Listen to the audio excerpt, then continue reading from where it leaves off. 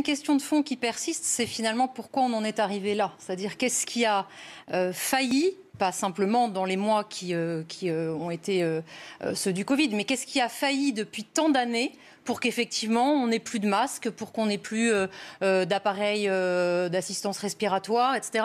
Et il y a quand même toute cette question aujourd'hui sous l'angle politique qui est posée. Et moi je le vois à travers une grande consultation qu'on a lancée il y a maintenant 15 jours, le conservatisme, un espoir pour la France.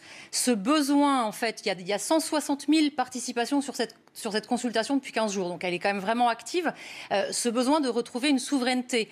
La souveraineté, on en parle bien sûr pour se nourrir, on en parle pour se défendre, mais on en parle effectivement là pour se soigner. Et se soigner, c'est pas simplement faire en sorte qu'il n'y ait pas 8 médicaments sur 10 qui soient produits en Chine, mais c'est aussi tout le travail de la recherche. Et là, vous avez souligné effectivement toute cette complémentarité de scientifiques qui effectivement travaillent, parce que aujourd'hui, la recherche, elle a été prise au dépourvu aussi.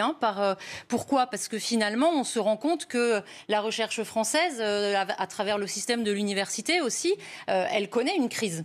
Elle connaît une crise. Et tout ça, ça a des conséquences justement sur cette souveraineté qu'on a perdue, y compris dans le domaine de la recherche scientifique. Quand on pense qu'il y a par exemple que 2% des publications scientifiques qui sont écrites en langue française et que le monopole est finalement complètement... Quand elles sont écrites en langue anglaise, elles sont un fiasco, pour ne citer que The Lancet, évidemment.